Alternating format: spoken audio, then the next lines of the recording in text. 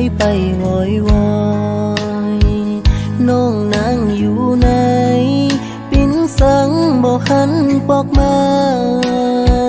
สั่งว่านางไป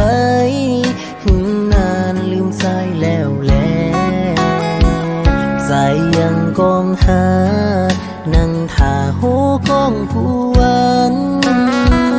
พ่อแม่ของนางยังไปท่าสาวนางมา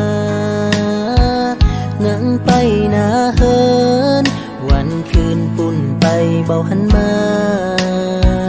สั่งว่าสาวนางลืมกุนตั้งหลังสิ่งแลแม่น้องบอกพี่ว่าแก้วแหวนเงินคำเบาเอาให้หันหน้าลูกยิงปอกมา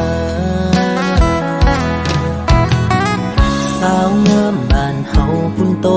ดีเกยไปเข้ากาดเมื่อยามเจ้า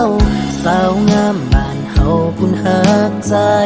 เกยไปตักน้ำเมื่อยามลายามนี้ยินวอยเบาหันปอกมาน้องนางเอ้ยปอกมา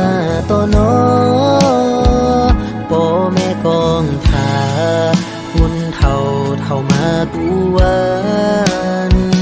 ยิ่งกองหานาง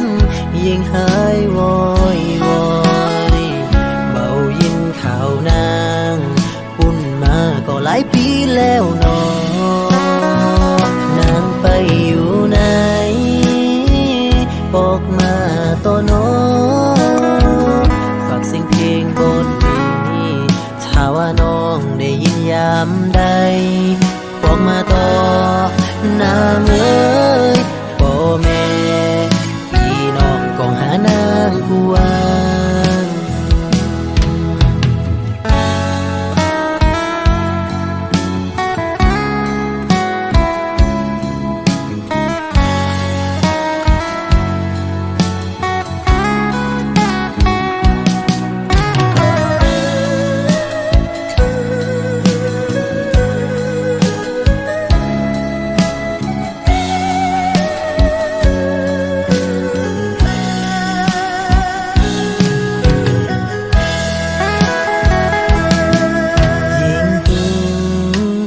แค้นหายไปวอยวอ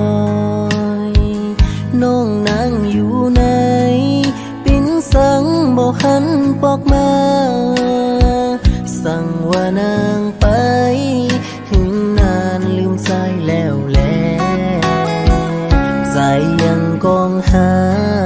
นั่งท่าโหกองผู้วันพ่อแม่ของนางยังไปท่าสาวนางมานั่งไปนาเฮินวันคืนปุ่นไปเบาหันมาสั่งว่าสาวนางลืมกุนตั้งหลังสิ่งแลแม่น้องบอกพี่ว่าแก้วแหวนเงินคำเบาเอาให้หันหน้าลูกยิงปอกมาสาวงามบ้านเฮาปุ่นโตดี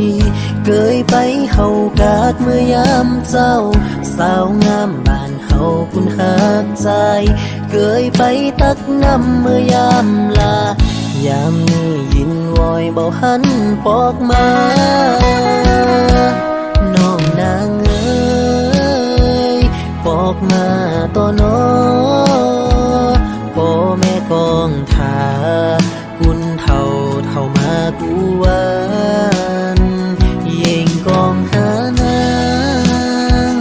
ยิ่งหายวอยวอยเบายินข่าวนางปุ่นมาก็หลายปีแล้วนอนางไปอยู่ไหนบอกมาต่อน้อฝากเสียงเพลงบทนี้ถ้าว่าน้องได้ยินยามใดบอกมาต่อนางเอ้